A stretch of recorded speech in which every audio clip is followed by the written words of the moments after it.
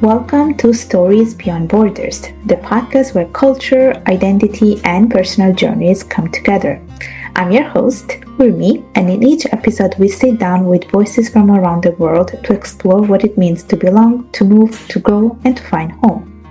Whether you're a third culture kid, an expat, or someone redefining identity on your terms, these are your stories too. My guest today is Angela Sterling, a biracial first-generation college graduate with masters in organization leadership. With over a decade in corporate HR, she brings heart and integrity to benefits and wellness. She's also the host of Celebrate Yourself, a podcast blending personal growth with grace, vulnerability, and self-celebration. A certified yoga teacher, Angela loves traveling, cherishing time with loved ones, and hanging out with her dog, Miguel. Welcome, Angela. Thank you. So happy to be here. So I want to start with the first question that I ask every single guest. What is your story? Yes, of course. Well, as you've kind of mentioned, part of my story is that I'm a first-generation college graduate. As you said, with a master's degree in organizational leadership. And I've been working in corporate HR for over a decade, but that's just me on paper. The heart of my story really starts with growing up biracial and learning how to navigate different worlds at once. My mom is white and my dad is black, and I grew up learning how to navigate different cultures at once. Being biracial meant that I was constantly moving between cultures, expectations, and ways of being, but not always feeling like I fully belonged in either space. And as I identify as Black, but not having the lived experience of facing racism in the way that many Black people around me have, and that created this strange internal conflict within myself, acknowledging that I have privilege because I look white, but also guilty, like I didn't know how to find pride in my Blackness because I didn't experience racism like other Black people, and also feeling like I didn't want to pass as white.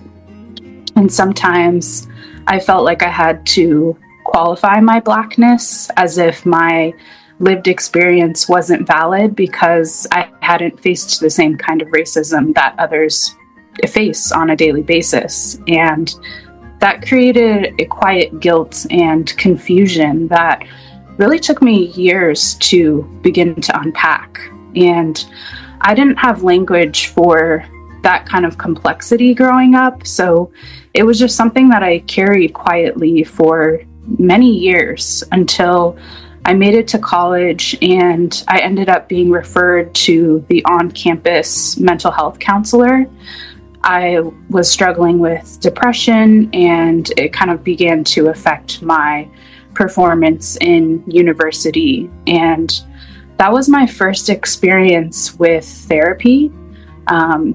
As I began to work with a therapist, we began to unpack the shame that I felt around my racial identity, among other things. And that really began to help how I kind of associated with my identity, and also just how I felt about myself in terms of my self-worth and my self-confidence, and how I showed up in spaces.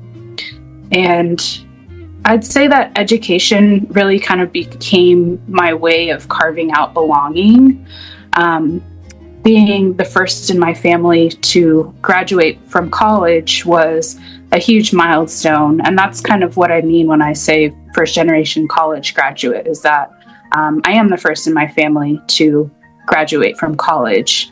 And that was a huge milestone, not just for me, but for my parents and everyone who sacrificed for me to get to that place.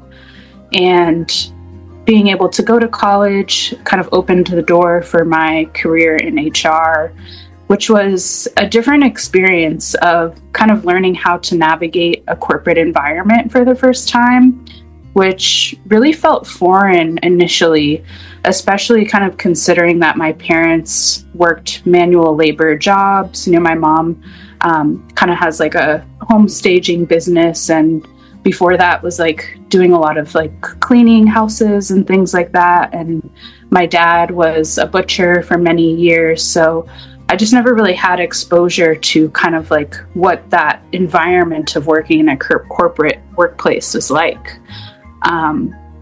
And yeah, it was interesting to kind of go through that journey and figure that out.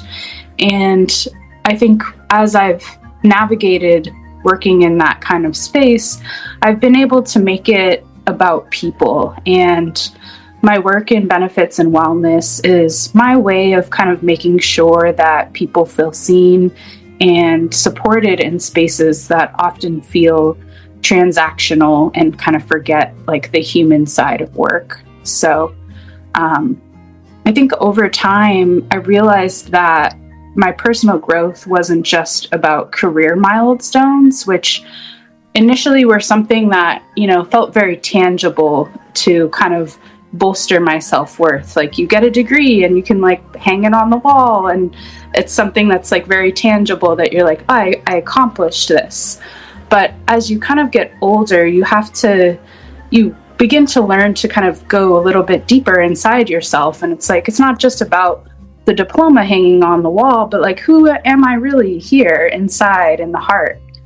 And I've just been on the journey of learning to give myself grace, which is why I started my podcast, Celebrate Yourself, just creating a space where I get to have real soul level conversations about vulnerability and identity and celebrating yourself in a world that's constantly telling us we have to be more, do more, prove more. And it's just kind of become my little corner of the internet where we can slow down and just kind of acknowledge our humanness together and maybe laugh a little bit about our humanness and, just really give ourselves grace. So. Yeah.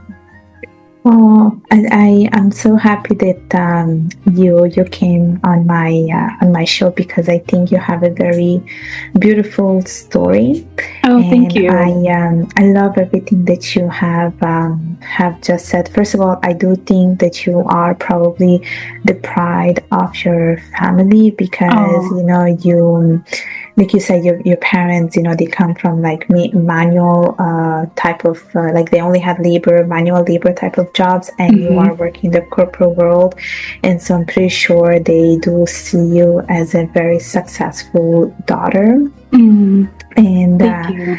I do like this whole concept about your podcast, which is about celebrating yourself, because I'm also that kind of person where we always tend to celebrate people overdoing, but we don't celebrate the little things which are also important. And I think it's also important to celebrate our own identity, and which is something that when you struggle with, I struggle with, and your story and my story are a little bit different, because your story is more about you have one parent coming from one side of the world, and then you have your other parent coming from the other side of the world, and you're trying to navigate that, like you're in betweenish, basically.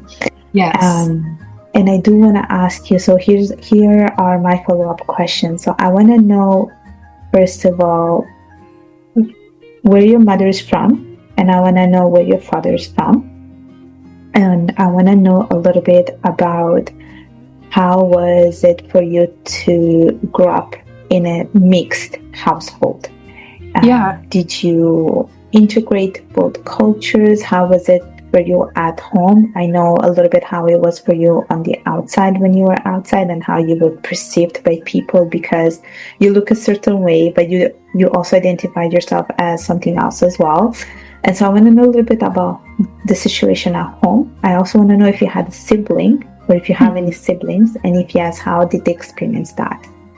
Yeah, great questions, and also great acknowledgement of, I think at the end of the day, everybody kind of has their own internal struggles with identity in some way or another. And it's this funny thing that we do as humans, kind of convincing ourselves that we're the only ones struggling with this very specific thing.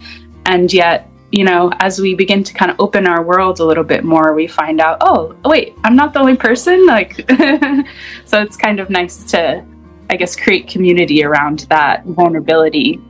But so my mom is from, both of my parents are from California, United States.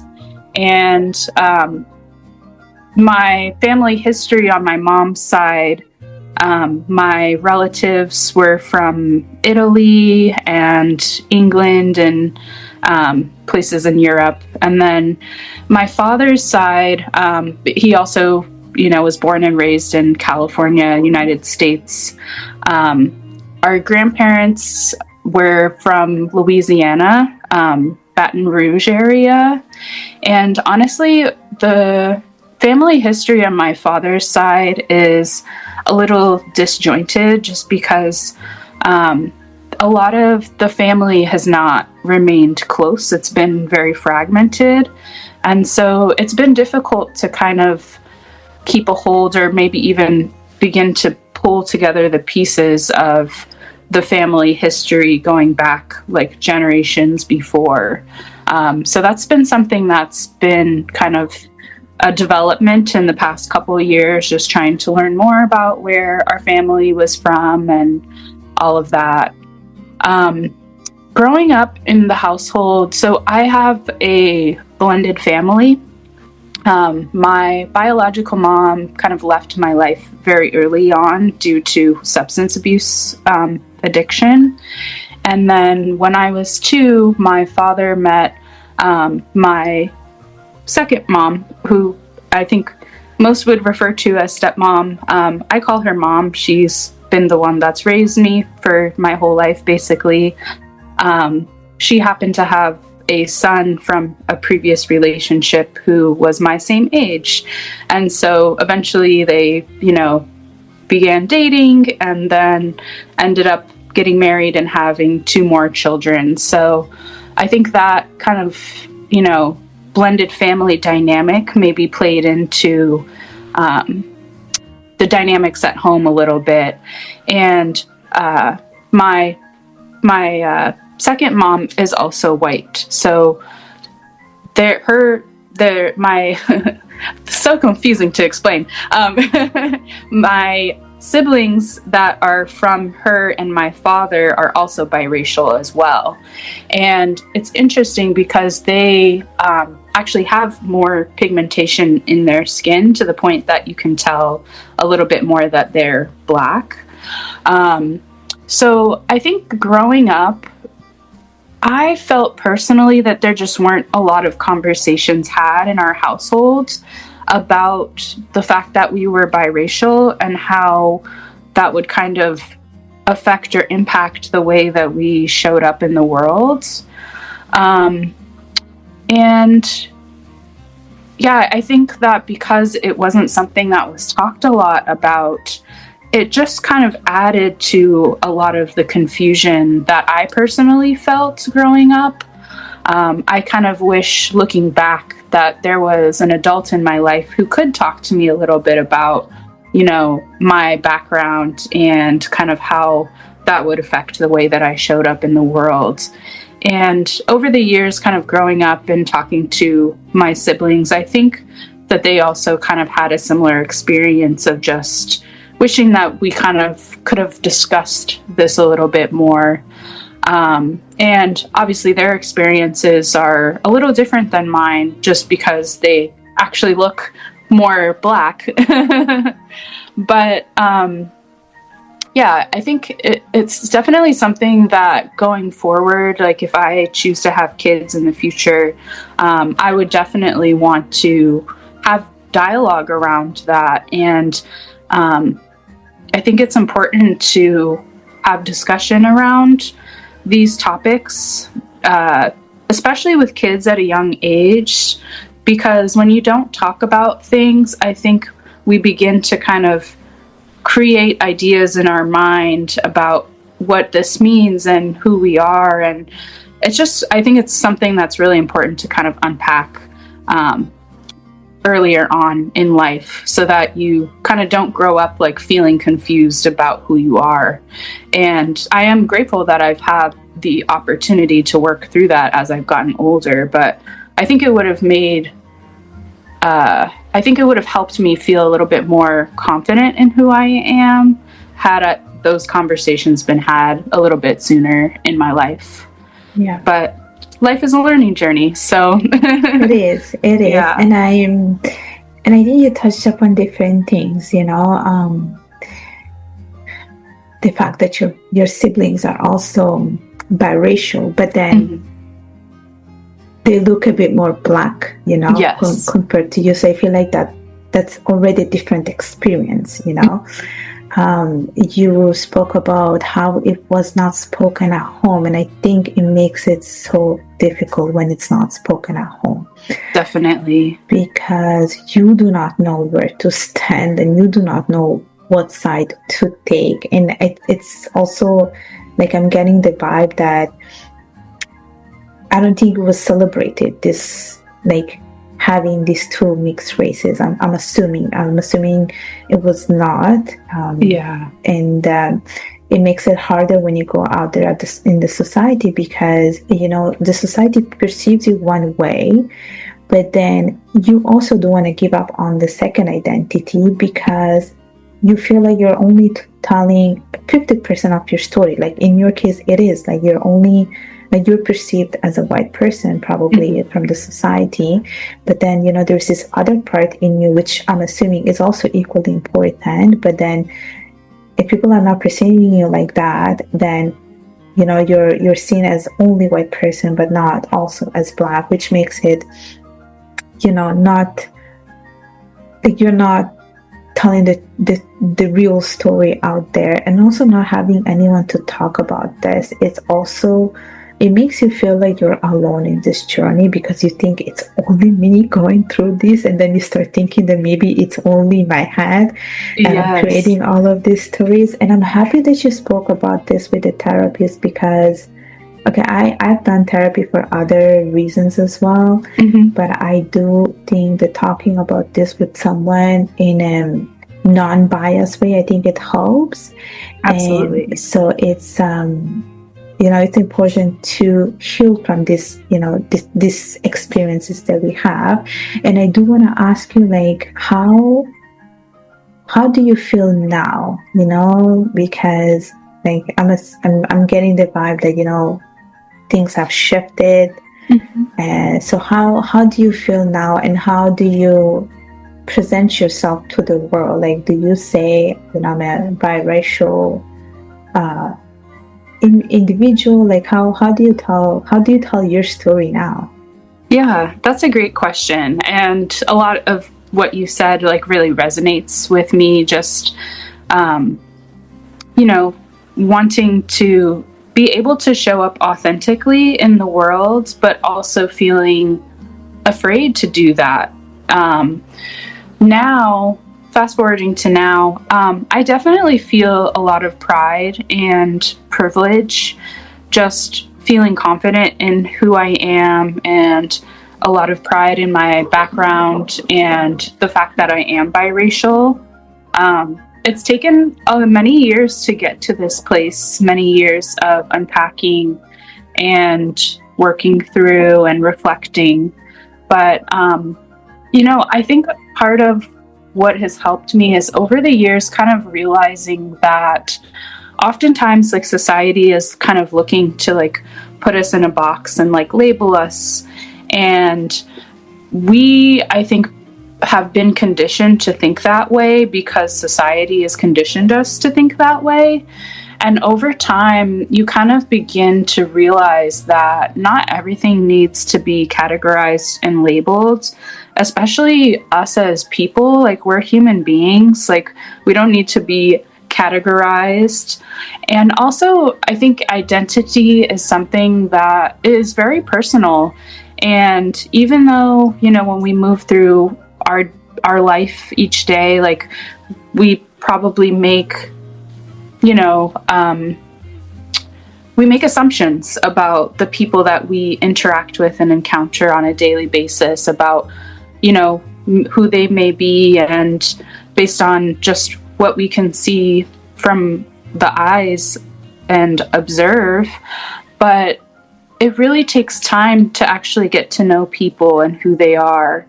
And it takes time for people to know who you are. And it also takes time for you to know who you are yourself. So I think just over time, finding comfort in that identity is something that is up to you to define. It's not up to other people to validate your lived experience. And I think it's important to show up authentically in the world. That helps bolster the self-confidence that you feel as an individual.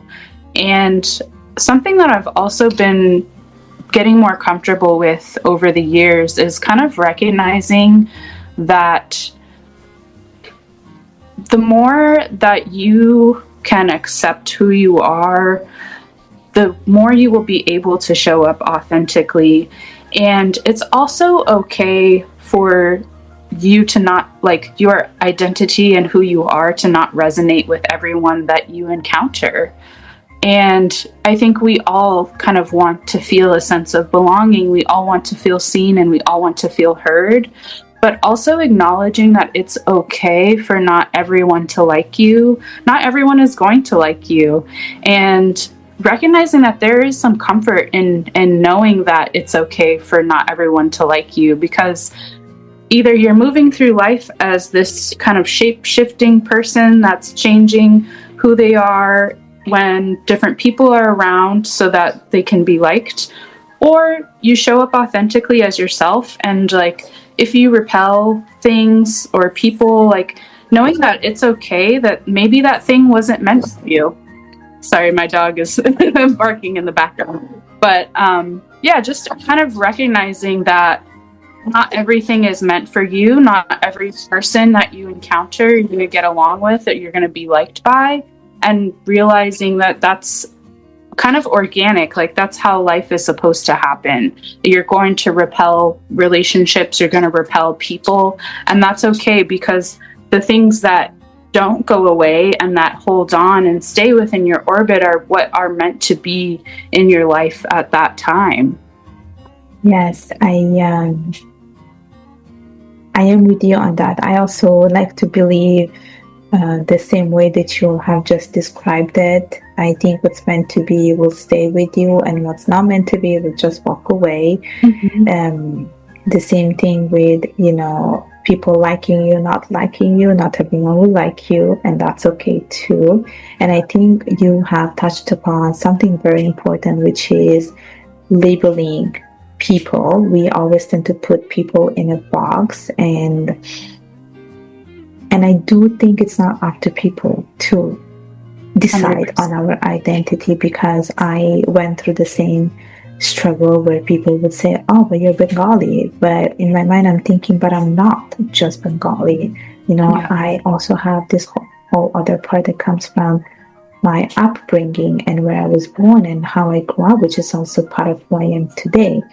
And I never liked it when people would just validate my identity. Like, it's up to me to decide who I am. It's up to me to tell my story.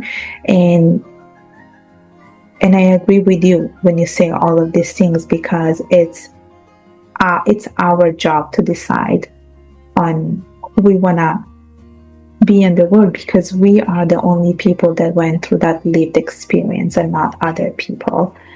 And you also touched upon a little bit about relationships. So I want to know a little bit, how was it for you to, let's say, make friends? Did you have people that were like you when you were growing up, like biracial people that you can talk to, maybe people that had the same kind of experience? And was it easy to make friends, or did you always feel like people had already a bias?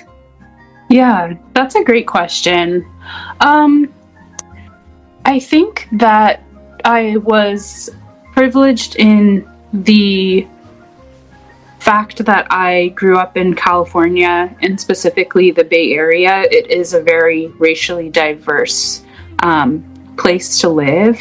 And because of that, I think I did eventually find other people that had a similar experience or background to me, that could kind of identify with my story.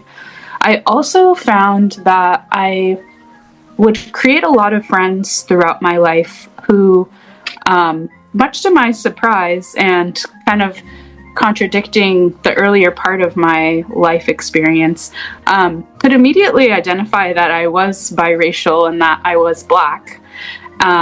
Especially a lot of friends that had family members in the South and Louisiana and things like that, that could kind of like look at my hair texture and kind of see like, oh, okay, like I know because I have like family members that look like you. So that was something that kind of did like validate my experience and helped me feel a little bit more seen in the world. But I think I found it easy to create friendships and relationships just because of the diversity of the San Francisco Bay Area. And also I think just feeling like, I think when you want to feel seen by other people, you just kind of are a little bit more open and wanting to understand who other people are as well. And I think kind of having that openness allowed me to connect with people a little bit easier and make friends. I will say that not always fared well in my favor, because sometimes when you're a little bit too eager, you also can allow yourself to create relationships with people that maybe aren't necessarily aligned with, your values. So over time, I've had to, of course, like learn how to refine, what relationships do I want to invest time in? And is this person someone that, I can see myself being friends with, which is just part of the experience of growing up and becoming an adult and just really kind of prioritizing and having a little bit more discernment around the relationships that you choose to invest in. So, yeah. Maybe our circle of friends shrinks, but we have good friends who are willing to stay for us, people who really understand us. And as I was listening to your story, I was actually thinking about Meghan Markle, because I don't know if you know her story, because her mom is Black, her father is white. Yes. And in one of her, I don't know where she talks about it, she talks about her hair texture. And I think she was saying in an interview that she used to have this curly Black hair, like a typical Black person, but now her hair is I think it's now in her hair, I don't know if it's natural straight, I didn't quite understand. But it was interesting because you're talking about hair and then she was talking about hair, and then I was thinking about her story, and then I was like, oh, but she's also like you, like she's biracial. So but her, when you like, I think she gets a different kind of, like, people perceive her differently because of her skin color. So it was, I don't know, it was very interesting to, I don't know, I just thought about her right away. So, and I do think that with time, like, I think it just makes it a bit easier when it comes to like making friendship. I think, like you said, it's important to have people that are open-minded, people who are willing to learn. And I think even with friendship, you start to realize who's the right friend to have in your life, because you don't want to have some people who are not educated enough in your life when it comes to being multicultural and so forth, because some people are so ignorant on the topic. And so it's okay to cut them out from your life. So as we are approaching the end of this conversation, like, I can't believe it, like 30 minutes already passed. I know, it flew right by.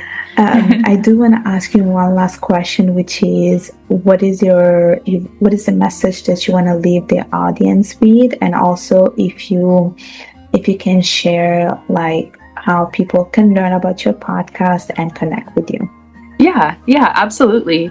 So I think the main thing I'd say is just remembering that your identity is yours and you don't owe anyone a perfectly packaged explanation.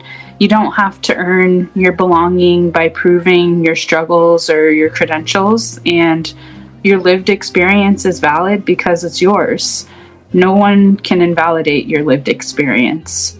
And I also want to emphasize that self-acceptance is a practice. It's not a destination. It's something that you have to continually work on every day and continue to invest time and energy into self-acceptance, and just even through like the dialogue that you have with yourself. You know, the way that you talk to yourself and the way that you speak to yourself is really important. And overall, like, your identity is a relationship that you get to nurture. And just like any relationship, it will change as you grow and as you continue to evolve as a person. And that's just kind of the beauty of it. Like, as we get older and as we continue to have new experiences and see new places in the world, that helps us continue to evolve and grow. And I think it's such a blessing to be able to have that continual growth of that self-relationship. So overall, I just want to encourage people to be gentle with themselves and remember that you're not late, you're not behind, you're right on time for your own life. So just keep going every day. You're so full of wisdom. Thank you. You're really full of wisdom. Like, we can totally be friends. Like, I'm not kidding. Like, yeah. I love people like that always have like a philosophical touch in their conversation. Like, it's so nice. Well, thank you so much for sharing this beautiful message. If people want to connect with you, how can they find you? Yes. So you can find me at Celebrate Yourself Podcast on Instagram and TikTok. I'm not always the best about posting content, but I'm trying to get better. And you can also find the podcast on Apple, Spotify, or wherever you stream your podcasts. Lovely. Thank you, Angela, for coming today. And thanks for listening to this episode of Stories Beyond Borders. If you enjoyed it, don't forget to subscribe, leave a review, and share it with someone who needs to hear it. Remember, home isn't always a place. Sometimes it's a story. Until next time, keep crossing borders and telling your story.